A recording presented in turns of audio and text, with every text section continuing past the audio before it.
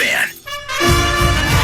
Catch Guardsy this Friday at Newgate School for an open house event from 9 to 11 a.m. for your chance to win baseball tickets. KFAN.com keyword calendar for more info.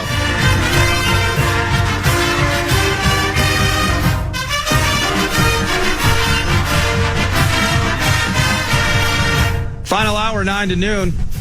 Go LU. We are your Liberty Flames leader. Brought to you by Vikings Entertainment Networks and former Liberty Flames slot receiver, a slot machine, Gabe Henderson. How you doing, Gabe? I'm good. Glad to. I feel like I haven't seen you in a while. So it has been a while. You joined down the line. You're chilling out here. We're stuck in the studio back in St. Louis Park, but it was the final day of Vikings minicamp. And PA, you know how these vocal maintenance days work, and you know what goes into that. It's a lot of tea. It's a lot of meditation. We just learned that there's a sniffer position on the field now, so he's trying to position. He's working that. See, you didn't know that? No, it's just a guy that lines up behind the line of scrimmage. It'd be like a CJ Ham motioning in for a wham block or something like that. Okay. I'm just amused by that, and I want to hear my guy use it during a game call. So, CJ Ham at the sniffer. There you go. Vocal maintenance days for him, but it's the final day of Vikings minicamp, so we wanted to be here today, and I'm excited to do it. And always excited to have you in studio when we are here. Now, news coming out yesterday, it's been a few days now, Danielle Hunter wouldn't be here as part of Vikings mandatory minicamp. But one guy who did show up, one guy who is back, is Justin Jefferson. Similarly, I haven't seen you and vice versa for a while. None of us have seen JJ for quite a while. It must have been nice to see number 18 back out on the field. Absolutely. I tweeted a picture yesterday following the first day of mandatory minicamp, and I just put the JJ effect. And it's literally JJ fielding questions from reporters, and it's probably 30, 40 reporters. And just being here, from me being here every day, from OTAs to rookie minicamp to so on and so forth, the energy that was at camp yesterday was unlike any other day we've had so far this summer, and that's literally the JJ effect. And having him back, I feel like that makes this entire building light up a little bit. We know he's the best receiver in the NFL. He has an infectious personality, very self-aware. I mean, if you listen to his press conference yesterday, he's talking about endorsements and just how the prices have went up for him and his services off the field. It was just so good to see him on the field yesterday, and literally, instantly, this team got better.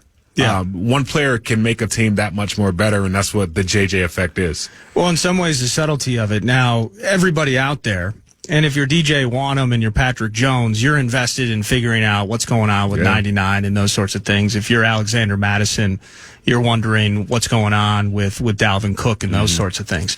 And even though you're focused in the moment, let's not pretend that this isn't a thing that these guys are pondering or thinking about. And in some ways, through relationships, maybe these guys know more than even what I would know at any given time.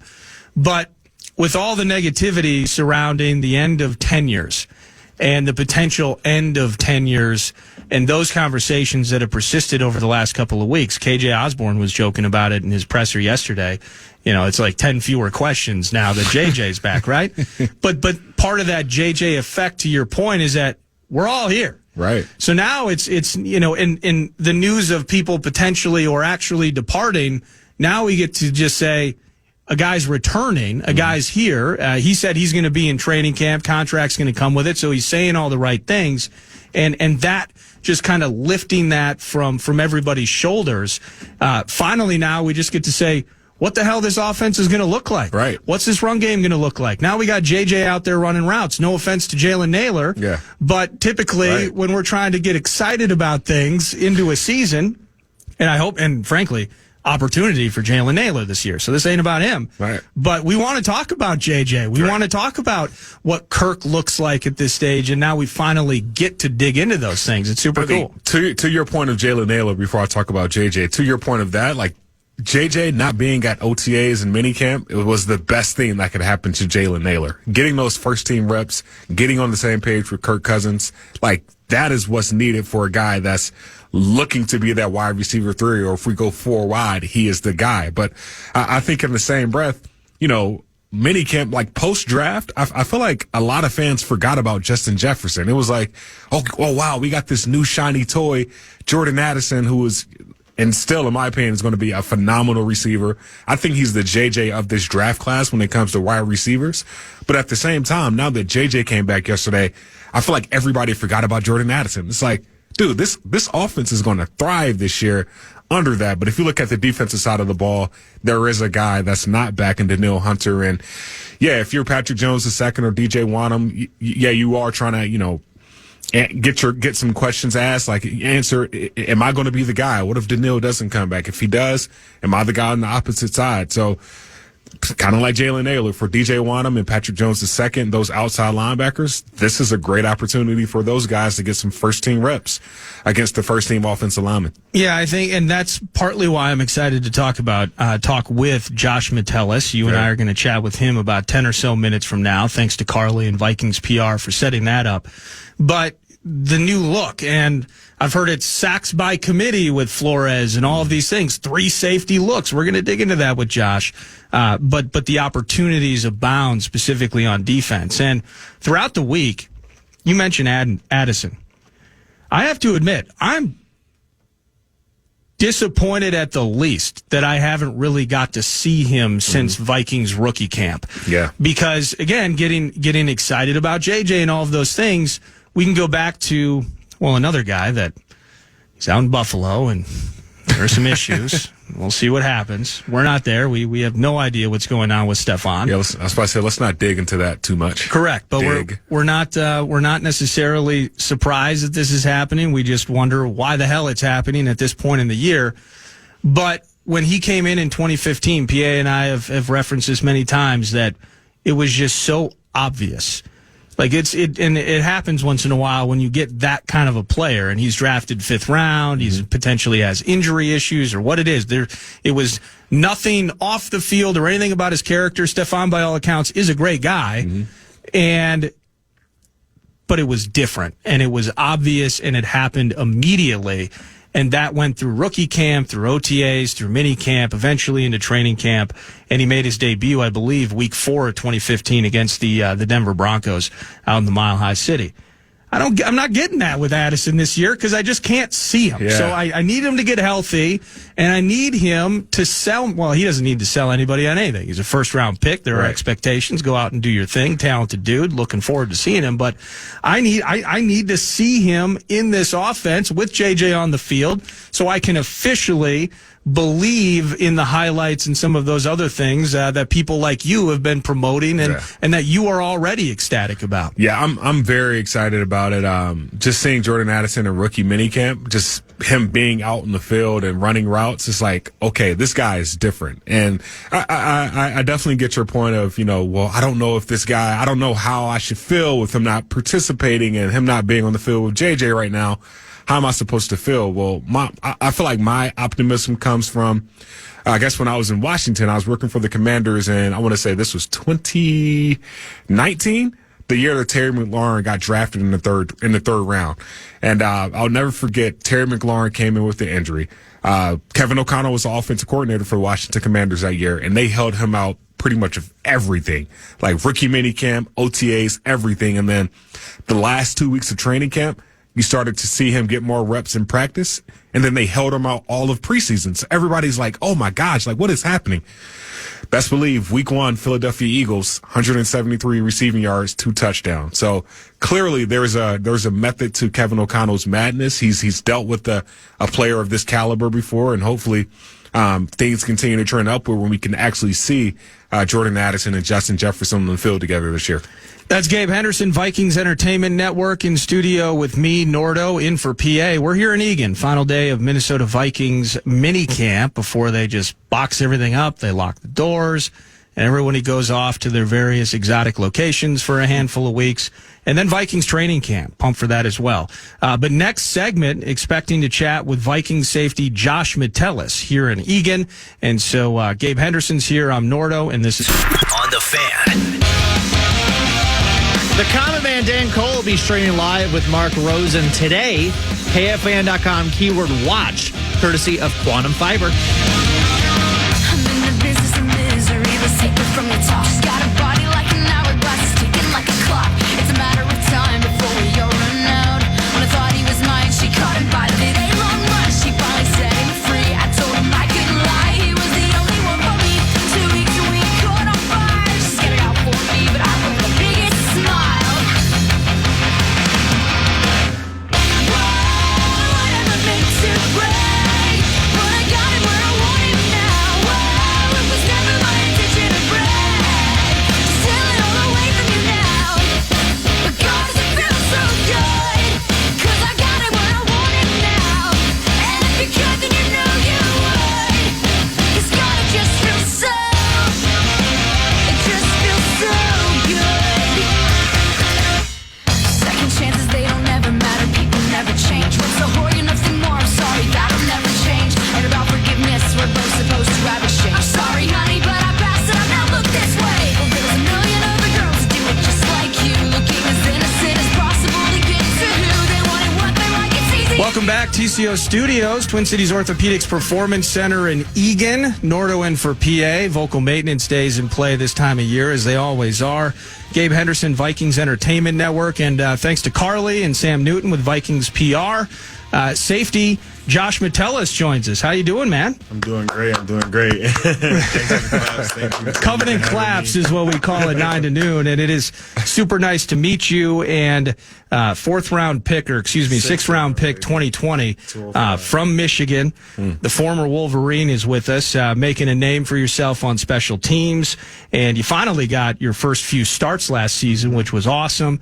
And I just kind of want to start there. You know, since being drafted, you were baptized in Mike Zimmer's defense. Yep. And then last year there was the big change to Ed Donatel. And now with Brian Flores coming in, they're not making it easy on you. They're at least keeping it interesting and new information coming your way almost each and every year. Yeah, I would say it's a blessing in disguise, only because I feel like I'm learning a lot more about just football in general. You know, you've been with a lot of defensive minds, you know, and Mike Zimmer, you know, who's been around in a different system than Ed Donatel was. So, you know, you had those two different minds, you know, those two different outlooks on how, you know, you should be playing defense. Then you get a guy like Brian Flores to come in, you know, who has a completely different outlook than both of those.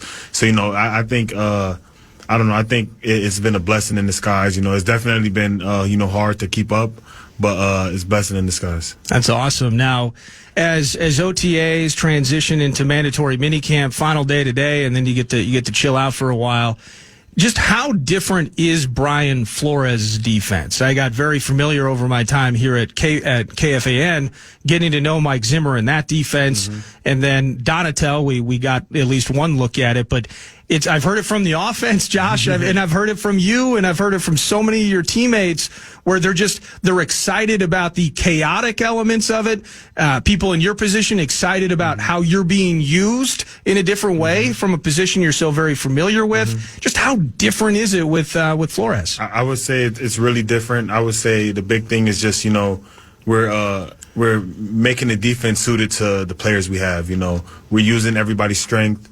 And, you know, he has a saying, you know, he doesn't want a power guy being a finesse guy. He doesn't want a finesse guy being a power guy. Like, we're going to use our strength, and, you know, that's going to be the strength of our team, you know. So, you know, you have a bunch of guys who can do a lot of things. I think that being able to just use everybody's strength will help the team in general. Well, what are some ways that you've adjusted to different coaching styles? Like, I mean, being in the league, I mean, if you want to get paid, you want to have a job, you got to adjust. But like, how do you adjust to still best suit your learning and your development? I would say consistency. I mean, regardless of, you know, what the scheme is or what the coaches are asking, I think if you have a set plan of getting better each day and how can you get a little bit better each day, you know, sooner or later everything else is going to fall into place, because at the end of the day, football fundamentals and basics come down to the same thing. So if you're being intuitive and, you know, just, you know, thinking about the future, you'll be able to, you know, catch up. As you enter your fourth season here, Josh, some changes, and it's inevitable in any situation, whether it was via your program in Michigan and just being in the NFL, change happens each and every year. lot of youth on this team. I mean, in some ways, you got Harry and of course some new faces. Dean Lowry's been in the league for a number of years. You have Jordan Hicks at the linebacker spot. He's not new to the mix. Byron Murphy as well. But overall, it's guys like you. It's guys like JJ. You have Troy Dye. I mean, if you think about it, drafted in 2020. In a lot of ways, you're one of the elder statesmen on this defense. It's crazy. It is crazy, right? What's it like working with youth in this regard? Yeah, I mean, you talk about Justin Jefferson. He's turning 24 on Friday. I just turned 25 this past offseason, and I'm the second or third oldest guy in the DB room. It's crazy. And so crazy. you know, and I'm still on my rookie contract. So you know, it just goes to show how much trust the coaches have in us. To lead this young group of guys. We have leaders in every position, and I think the coaches and the organization trust us in upwards heading in the right direction. Josh, I mean, if you've been at OTAs, mini camp, whatever, you've seen different looks that Brian Flores has given. Like, granted, the pads aren't on, but there's like an example yesterday. JJ went in motion on a play, and of course it was his first day back, and then I see him. When the ball is snapped, he just sees a defender run in front of him and get to the quarterback. And it's just like, damn. Like, how would you describe Brian Flores' defense? I would say it's chaotic but calm. Chaotic for the offense, calm for us. We know what's going on, but we're trying to cause thinking on the offensive side. We want the offense to have to think about all right, 44 comes from this side a bunch of times, or he'll line up from this side and come from this side. But now we send Byron Murphy, or we send it's crazy. Or, you send anybody. It's just a lot of stuff going on in different areas, and it's chaotic for the offense, chaotic for them, but calm for us. With Kevin O'Connell and Kwesi Adolfo-Mensah coming in a year ago, one of the things at the end of the 2022 season that I noticed, Josh, was the refrains from players talking about how that season felt, and maybe in some ways a cultural shift. Have you felt that persisting into 2023 as you kind of wash the slate clean, and now we're back to business here in 2023? Yeah, I would say Kwesi and KO definitely know what kind of guys they want in the locker room. And I think, being that this is the second year, the culture that they envision is becoming more in life than it was last year. We know what half the team has been here already, so we know what that looks like, what the end of the season looks like. We know how that is going into OTAs already. So by the time training camp hits, by the time we get the game week 6, week 7, we're already a year and a half into building our culture than we were last year. So I think that that alone just will make, the culture shift, in the right direction that, KO and Kwesi wants it. I dig that. That's Vikings safety Josh Metellus in studio with me, Nordo, and Gabe Henderson. Gabe, I said my own name, Josh. If you want to ask yourself a question. I don't want to ask myself any more questions today, because my first question was like, man, what time is it? And you start asking that, and it's too late. But Josh, I got to ask you this, man. Just from your career to where you've gotten now, you just look back to last year. Unfortunately, Brian O'Neill gets hurt. He goes into Kevin O'Connell's offense and says, Josh Metellus needs to be a captain. For you, finding your voice to being that guy that players could trust, what was that process like? I would say it's just something, I try to do every day. From a young kid, I just always, thought of myself as, a leader, but, a guy who follows first. So, I feel like those first couple years in the league, I was still trying to lead, but I've had to figure out how. And, that was, getting behind guys like Tutu and Kirk and Thielen and EK, just learning how to be that, that voice in the locker room. And, as I stepped into a role last year, I think, my voice was being heard more because, just me being able to take the information I've gotten my first 2 years. I think going into last year, I just stepped into a bigger role, and, that leadership just kind of oozed out of me. Like, it's just something, I've always been intrigued to do.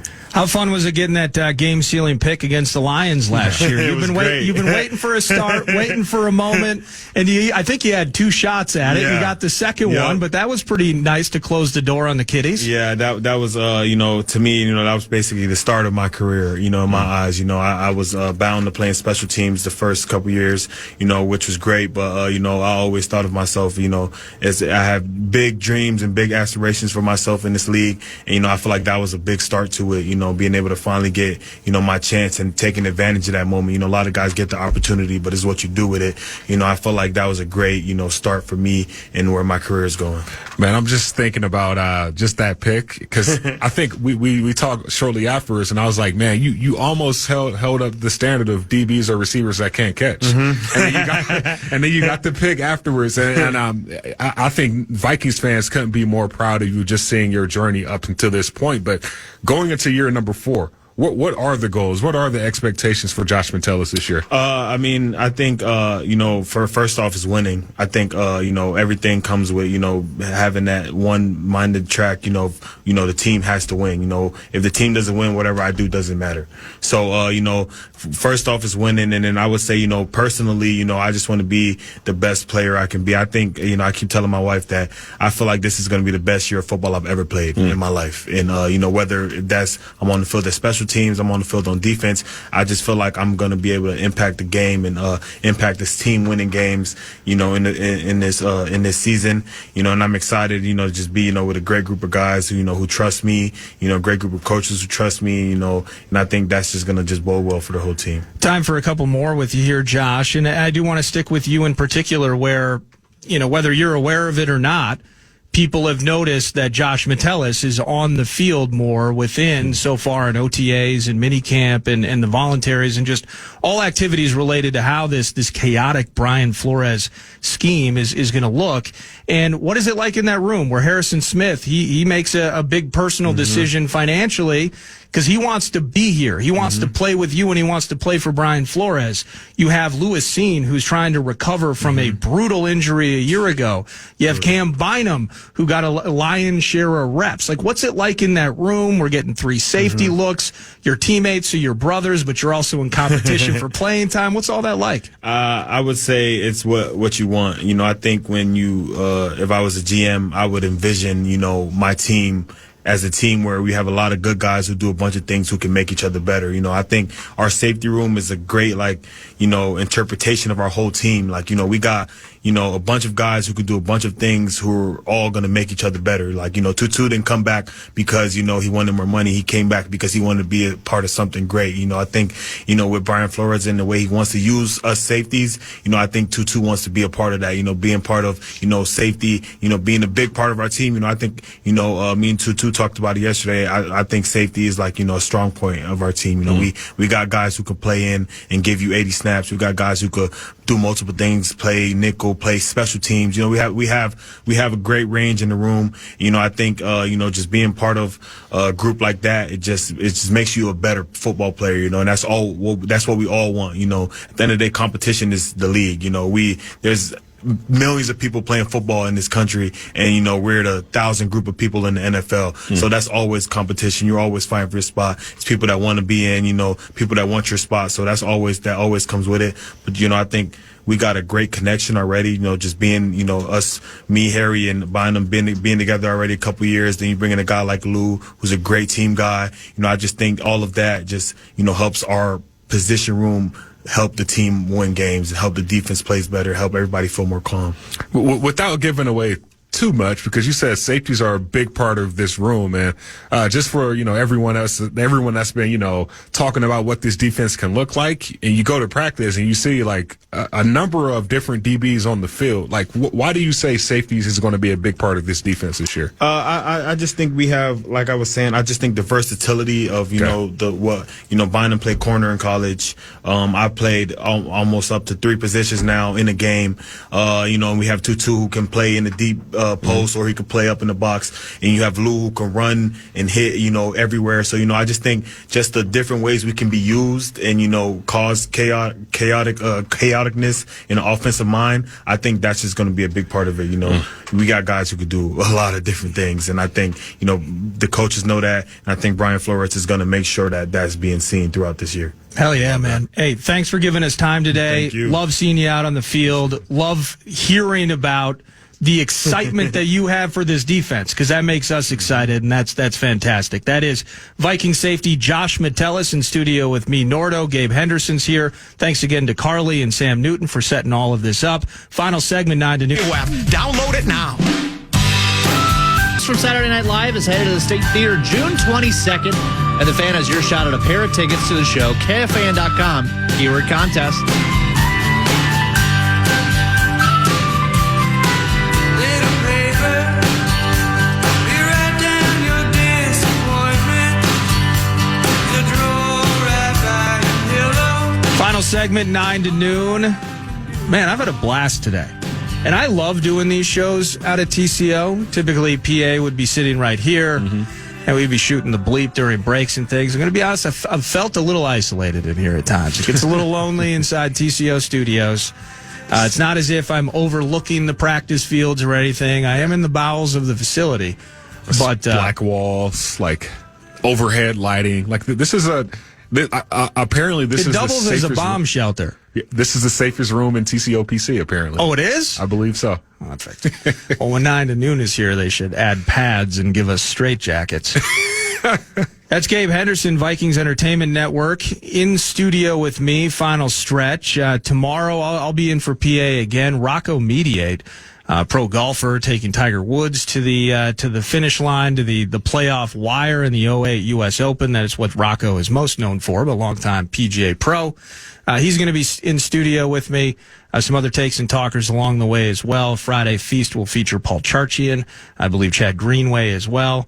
We'll dig back into the NFL. But PA out, some vocal maintenance days. But Gabe in, and we just had Josh Metellus here. And I'm curious what you think in terms of, he knows the defense has to be better.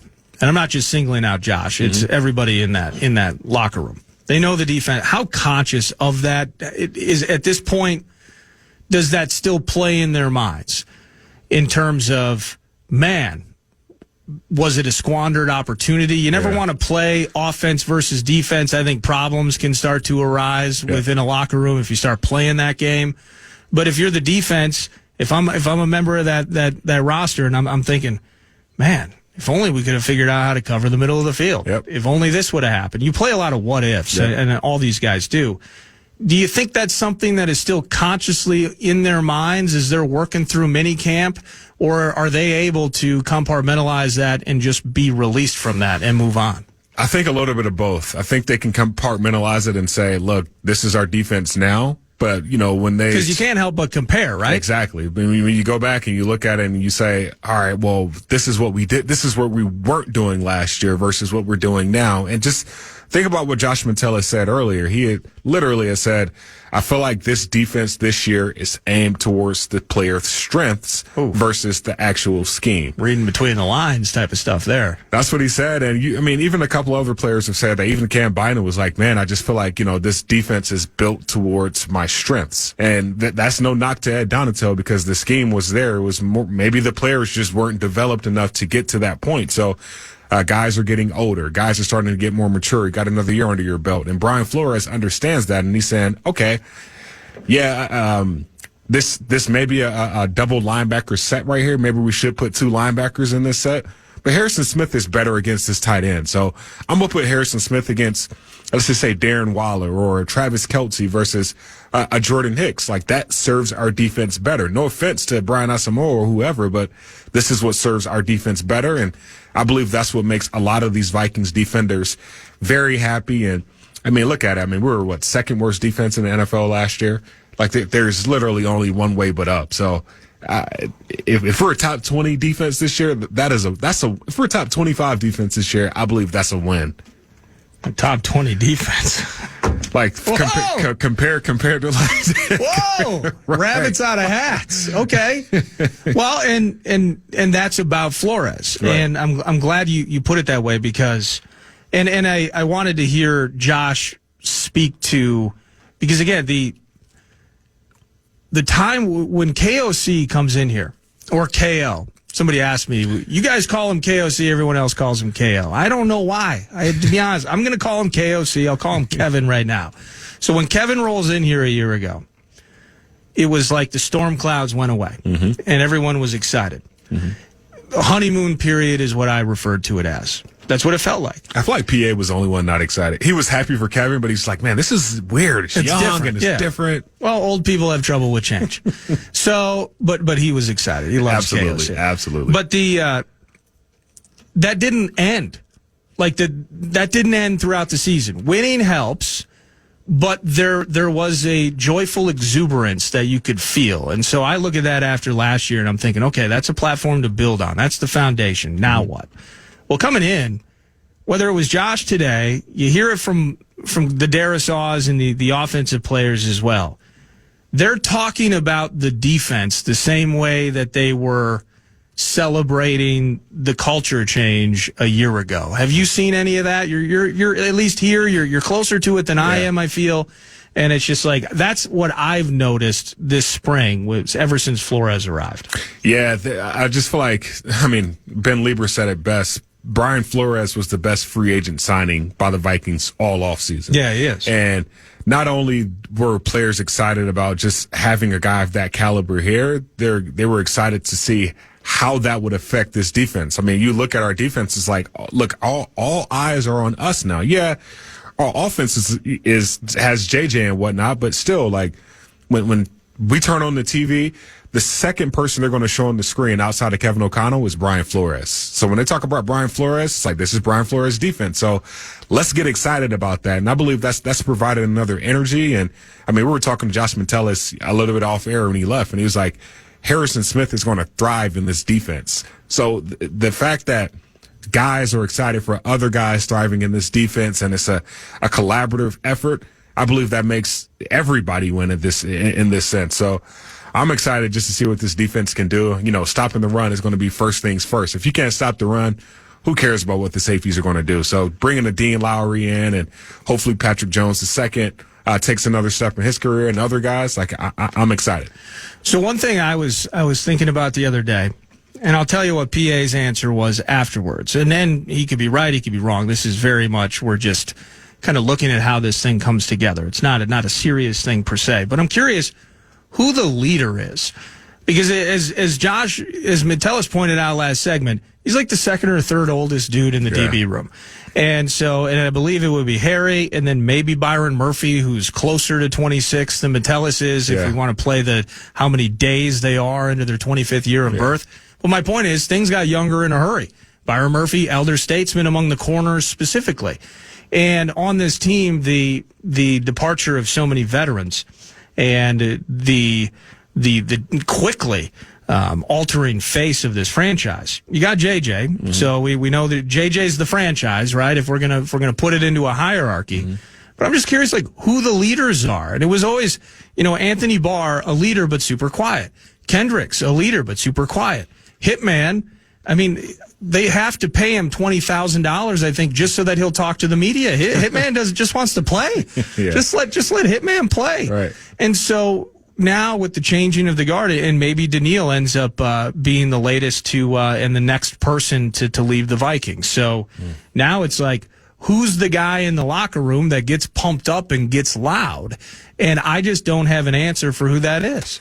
Just from being in the locker room, and then does it matter as well? That's kind of part of it too. Oh, it matters for sure, because you got to have a vocal leader, and I love Josh Metellus to death. But, for a special teams captain, for him to be the vocal leader of the team, I feel like that's probably not the best way to go. PA thought it would be the punter. He thinks Ryan Wright is the new... the Stallion. I think that's his nickname, the Stallion. I'm kidding. I would say Marcus Davenport. He likes to talk. Yeah, big presence, has the respect of the guys. He goes about it the right way. It just makes sense for him to be a vocal leader on top of a guy like Brian Asamoah. Like, he's going to have to step up. Like, if you're going to replace a guy like Eric Kendricks and guys are going to lean on you, and you're the middle linebacker, the future of this defense, the future core of this defense, Brian Asamoah has to be that vocal leader. Yeah, he has to go about it a certain way, but still, listen to Jordan Hicks. Jordan Hicks has been that guy, but hey, look, you're the young guy on this defense. Like, he may have the green dot this year, so I know it doesn't sound the most appealing to Vikings fans, but Marcus Davenport and Brian Asamoah, those are going to have to be the guys we rally around right now, because even if Daniil does come back, he's still not that vocal leader. Like, Daniil kind of like Hitman, Harrison Smith, just wants to go out there and have fun and play football. Yeah, he's just. Daniil doesn't want to talk to anybody. No. He just what is he from? Katy, Texas, maybe? Yep. That's Houston area, right? Yep. Yeah. He just wants to hang out. He just wants to go home. Right. It's it was drive cars. It was kind of like Joker the other day. Did you see that from Nikola Jokic? Yeah. He was incensed that the parade was not happening more quickly because he just needs to go home. No, this will not work. I need to go home. No, I don't want to be on a float. I just, I want to take my ring and head back to Serbia. I mean, that's just, it's a beautiful thing. I think Kevin Durant said something about Nikola Jokic the other day. He was like Nikola Jokic is just like the most humble superstar. Like he just wants to be at his house, be at his, I guess, play with his horses and then just be on the stable and not have to worry about anybody else. But it kind of comes with the territory when you're a superstar. Well, that makes me question it, though, because forever it has been, when Everson was here, he was the voice. Mm-hmm. He was loud. He would get in your face. Yeah. I mean, just his personality. I loved Everson when he was here. But maybe that's overblown. Maybe it's the guy that's just like, hey, we did our job. It's cool. And the leading by example. It's just, I've thought about it for years with the Vikings, and maybe I need to change the way I view it. Maybe it doesn't have to be the Ray Lewis, stomping into town type of leadership as much as it is. Yeah, I'm one of the best players on the field with this unit, and I don't say much, but when I say, you better open your damn ears. Right. Maybe it's Brian Flores. I mean, Brian Flores always talks about being that vocal leader. I mean, if you're out at practice, like he yells at his guys. Like he gets guys amped up. So maybe it's him. Exactly. But yeah, Ray Lewis is. I mean, I've always thought it was. I just honestly, I thought it was KOC because from an emotional perspective, I watched this team follow that coach in year one, and there was a thirst for what Kevin O'Connell was offering them in terms of direction, in terms of, in some ways, stoic, but certainly a positive player-first mentality. I thought they glommed onto that pretty quickly. Yeah, Kevin, he's one of those guys that is a vocal leader, but he trusts his players to do so. So he wants this to be a player-driven culture. So we'll see. Thanks for having me on, Nordo. Hey, thank you. That's Gabe Henderson, Vikings Entertainment Network. Thank you to Alec Lewis, Carly and Sam for setting up Josh Metellus. We had Florio in the mix. And thank you for listening to 9 to Noon. The program is next. We'll be back with you tomorrow. Have a great afternoon.